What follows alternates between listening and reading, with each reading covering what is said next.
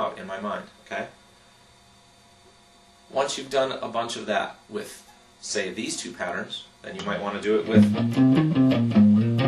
the next two patterns. And the next two patterns after that. Okay, and so on. All the patterns. Two at a time. Alright, one more thing that is almost the most obvious is to be able to jump one octave. To be able to start with your pentatonic shape here and then know where to go with it one octave higher. Because so many lead guitar parts just make that simple one octave jump. There's so many times I've heard Stevie Ray do it, I've heard Jimmy Page do it, I've heard Hendrix do it, I've heard just so many people do it. And not just those old classic guys, modern guys do it too. They'll be playing a lead in this pattern, and they'll jump up one octave to the same pattern to play some stuff in the same pattern but one octave higher. So you want to get used to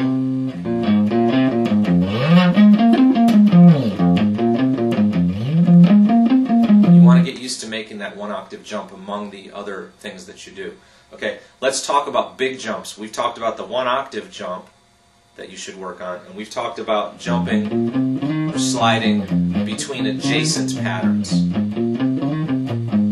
Okay, what about doing some work, doing a little homework, sliding between non-adjacent patterns? How's that for a phrase? How's that for a guitar player phrase? Non-adjacent patterns.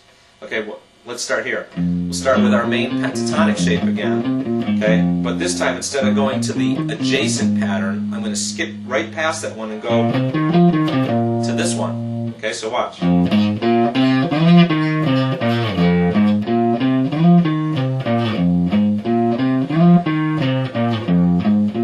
And the purpose of this again is for me to be able to, at any time that I'm actually playing lead guitar, I could be playing down here and jump right up into that next pattern without really having to think about it because I've practiced it. Okay? What if we go even further? I went 2 patterns. Now this time I'm going to go 3 patterns.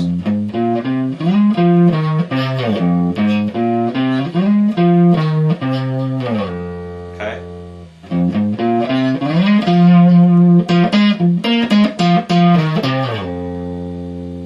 Okay, so you want to get used to going between these patterns and on the high end of the guitar as well. This will really help you out. You know what? There's just a million things you can do on the guitar, a million exercises, and you know what?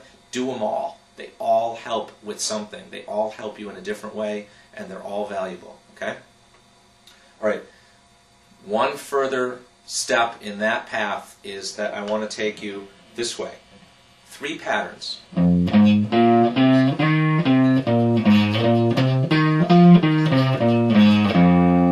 So I played the 2 low strings in this pattern. I went up and did a little bit in the next pattern, and I went up and did a little bit in the next pattern after that. How about if I keep going? How about if you get fluent with all of the patterns that way?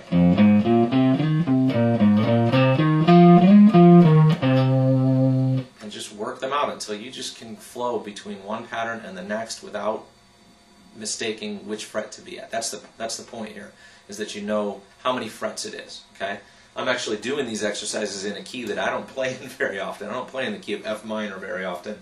I would probably be better at it in A, but I wanted to have you working on this part of the neck just for the visual because it's a little easier to see. Okay?